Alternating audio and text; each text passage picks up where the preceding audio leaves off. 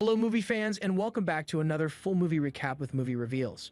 In today's video, we're going to break down the gory horror movie called Hostel. Warning guys, spoiler alert. In Amsterdam, American backpackers Paxton and Josh and Icelander Oli meet Alexei, a Russian man who tells them about a Slovak hostel filled with American-loving local women. The backpackers board a train to Slovakia, where they meet a Dutch businessman long enough to be unnerved by his bizarre behavior. Upon arriving in the small village, the backpackers check into the local hostel and find themselves sharing a room with Natalia and Svetlana, two attractive single women who entice the backpackers to a spa, where the women await nude in a sauna. They invite the men to a disco that night and dance and drink with them for a few hours.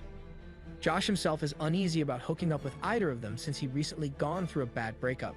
He leaves the club for a few minutes and is suddenly accosted by a small group of kids who demand gum and candy. The Dutch businessman appears and gives the kids money and sharply orders them to leave. Josh is grateful and offers to buy him a drink in the club. Later, Natalia and Svetlana take Josh and Paxton back to their room and have sex with them. The next morning, Oli seems to be missing. A young Japanese backpacker named Kana also reports that her friend Yuki has also disappeared. An MMS photo sent from Yuki's phone shows Yuki and Oli beneath the smokestack of an abandoned factory, with the words Sayonara written beneath it. Unbeknownst to Josh and Paxton, Oli has been decapitated and Yuki tortured, and presumably killed. A strange, hulking man taking the picture and sending it with Oli's phone. Paxton and Josh decide to leave Bratislava with Kana the following day. They spot a man wearing Oli's jacket walking nearby and follow him to a museum of medieval torture relics.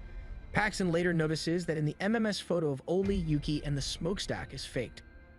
Later that night, while partying with Natalia and Svetlana, Paxton and Josh succumb to the effects of alcohol. Josh stumbles back to the hostel and is put in his bed by the female concierge. After a few seconds, an unidentified person enters the room. Paxton passes out in the disco's storage room, mistaking it for the men's room. Hours later, Josh wakes up handcuffed to a chair in a dungeon-like room surrounded by power tools and weapons. The Dutch businessman enters in a leather apron and gloves and begins torturing Josh, drilling him in his pecs just above his nipples and several spots in his thighs, despite Josh's screams of pain and his begging to be let go. After he is done, the Dutch businessman sits down and talks to Josh, explaining his unfulfilled dreams of being a surgeon due to his trembling hands. Josh begs to be released. The businessman then cuts Josh's Achilles tendon. Josh tries to walk and collapses. His torturer lets him crawl towards the door before finally grabbing him, dragging him before a scummy mirror and slashing his throat with a scalpel. Across town, Paxton awakens and returns to the hostel to find both Josh and Kana missing. In his room are a different pair of beautiful women inviting him to a spa eerily similar to Natalia's and Svetlana's offer from before. When the local police chief proves unhelpful, Paxton locates Natalia and Svetlana at an obscure bar and demands to be taken to an art show where he thinks his friends are. They drive to a factory on the outskirts of the town. Natalia's demeanor has changed from friendly to aloof and unsociable. She mocks him a bit for being an American tourist. She leads him inside and down an eerie corridor where, in a dirty cell-like room, Paxton sees the Dutch businessman cutting up Josh's dead body. Horrified, he berates Natalia, who laughs at him, telling him they pay her to lure tourists to the factory. He is ambushed by thugs who drag him past cells filled with other backpackers being tortured by various clients. Paxton is taken to his own cell and handcuffed to a chair, joined minutes later by a German client who tortures him, first using a gardening claw and then pointing a gun at him to frighten him. Distracted by Paxton's ability to plead for his life in German, the client calls in one of the factory's hulking guards to put a ball gag in Pax's mouth and tries to kill him with a chainsaw, but before he can begin, Paxton starts vomiting, either out of fear or because the gag was choking him.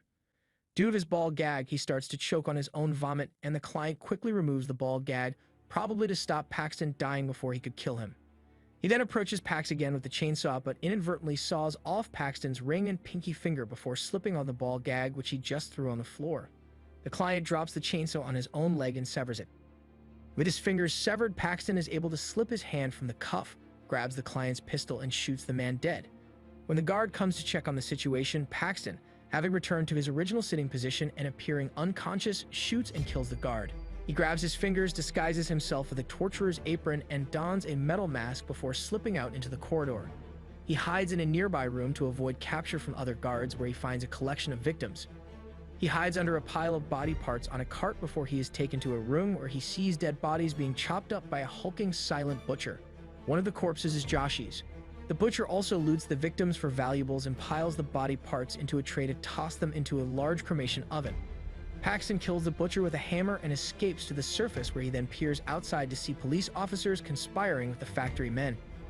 Paxton slips into a locker room and dresses himself in the clothes of a client, pulling a glove over his mutilated hand, and discovers a business card for Elite Hunting, now revealed as a secret, worldwide, murder-for-profit organization that charges ascending rates for Slovakians, Europeans, and most of all for Americans, who carry a fee of $25,000 for the opportunity to torture them. A somewhat crazed American businessman arrives and, believing Paxton to be another client, discusses his intended victim and asks Paxton whether to kill her quickly or slowly.